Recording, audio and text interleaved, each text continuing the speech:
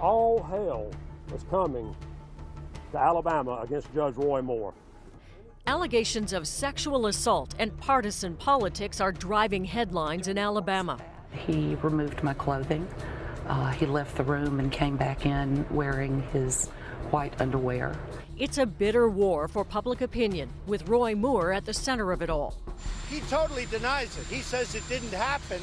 For weeks, the Republican candidate for Senate has faced allegations that he pursued several girls and young women when they were between the ages of 14 and 19, and he was in his 30s. Embattled Republican Senate candidate Roy Moore is accused of sexual misconduct with teenagers.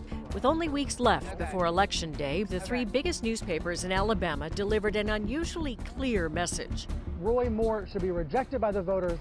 Note, the company that owns all three newspapers placed that message not on the editorial page, but on the front page. Did that cross a journalistic line, one that could backfire on the news media in general? Michelle Holmes is Vice President of Content at the Alabama Media Group. So, Michelle, let's start with the decision to put that editorial on the front page. Not a decision normally taken. Why do it this time? We had a statement to make as an organization and as an institution. We had a statement to make about right and wrong. We believe that people of Alabama do not want Roy Moore. We believe that we had an opportunity to really push this issue out into the both spotlight here in Alabama and the spotlight nationally. And so we made the decision to put the editorial well labeled as an editorial as our view of the AL.com and the Birmingham News editorial board, and put it at the very top of the newspaper. But you know that there are lots of critics of the news media who believe that we all have a liberal bias, that we're all working from the same handbook. Has this just given them ammunition when you take a position and you put it on the front page?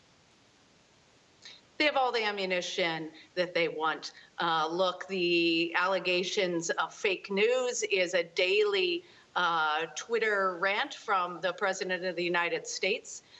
There are so many people in this country right now who have a preconceived idea of what the media is. We know what we're doing. We know that we're standing for both editorial truth and justice in Alabama, and also for facts. So I think the people of Alabama are actually smart enough to know the difference. But having taken this position, have you blurred the line?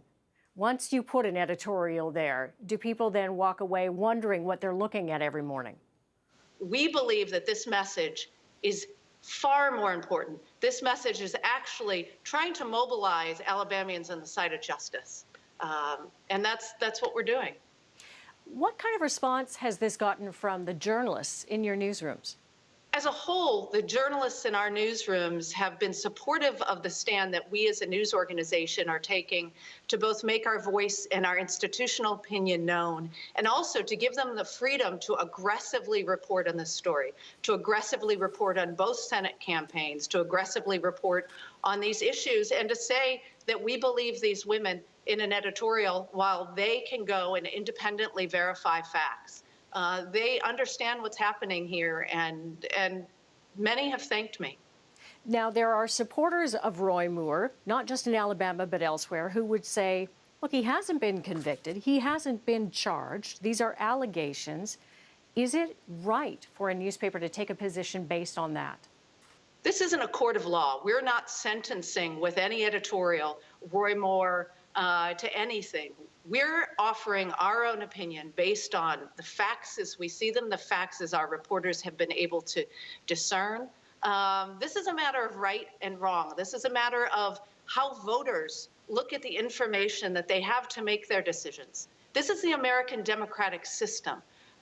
You don't need a jury and a judge to have a point of view as a voter, nor do we as an editorial board to take a point of view. Michelle, thank you for this. Thank you.